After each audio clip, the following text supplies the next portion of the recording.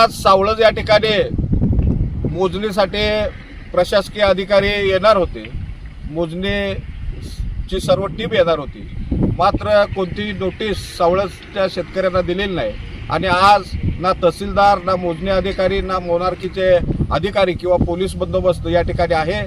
एकंदरीतच शेतकरी आंदोलनाचा धसका घेऊन आज सावळज या ठिकाणी मोजणीसाठी कुणीही अधिकारी फिरकलेला नाही।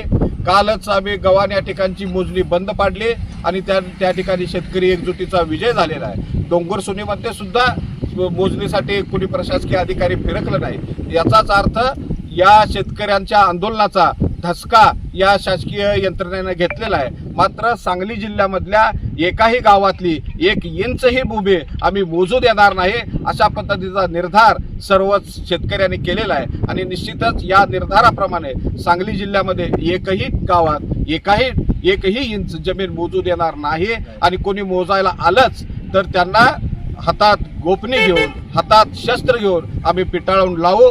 आता जी काही मोजणी सुरू आहे ती सगळी शासकीय यंत्रणेची, शासकीय वनीकरण म्हणजे शासकीय ज्या ठिकाणी जमीन आहे तीच चालू आहे। खाजगी शेतकऱ्याची एकाही शेतकऱ्याची जिल्ह्यात मोजणी झालेली नाही आणि होऊ देणार नाही। शेवटचा इशारा आणि इथं पुढे झाली मोजणी शेतकऱ्याला जाईल ही लक्षात ठेवा। विनंती आहे आजची, उद्या विनंती नसणार आहे, कार्यक्रम असणार आहे। सांगतोय आम्ही हात जोडतोय बघा। अजून सगळ्या अधिकाऱ्यांनी आमची विनंती आहे, शेतकऱ्यांचा संयम बघू नका, नाटक सगळे बंद करायची पाठ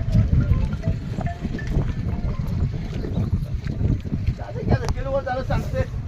ज्यांचं ड्रीम आहे त्यांना ड्रीम करून सांगितलं आम्ही, राव आमची स्वप्न धुळेला मिळायला लागली तरी यांचं ड्रीम आहे। असलं कसला ड्रीम आहे, शेतकरी मारून नाटकं लावलेत, नाटकं ड्रीम आहे, ड्रीम ह्याचं ड्रीम आहे, सोडून ड्रीम आहे। झाडाच्या 11,000 झाडाची कत्तल करणार आहे गावात, 11,000 झाडाची कत्तल करण्याचंही करणार आहे, ह्याचं ड्रीम आहे, कसलं ड्रीम आहे। याच्या शेतकरी सगळा संपवा आणि मग जे ड्रीम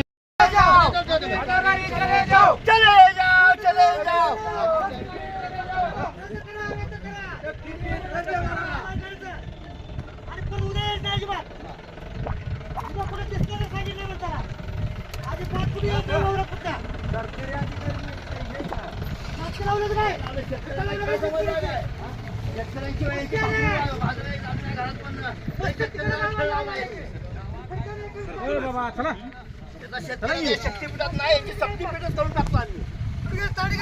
शासनाची जी शक्ती आहे नाही ती आता शेतकऱ्यांची शक्ती होणार आहे।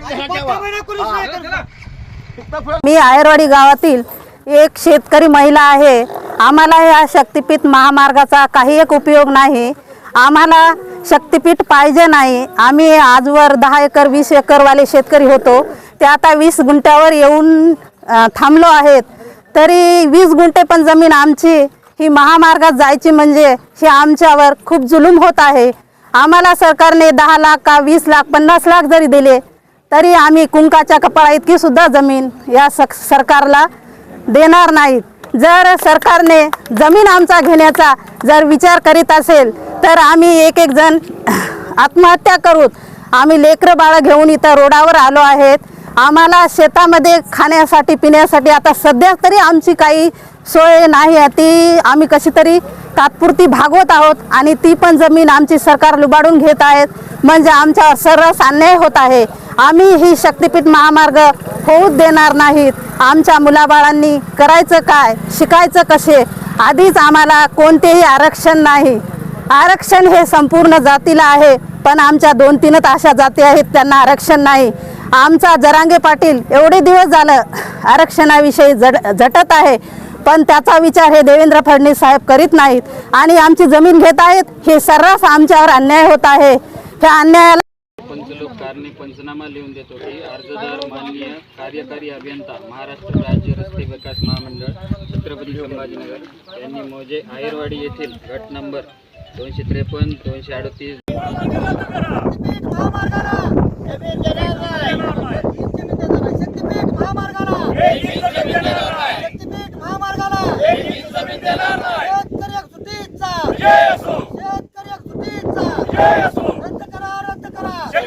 नको.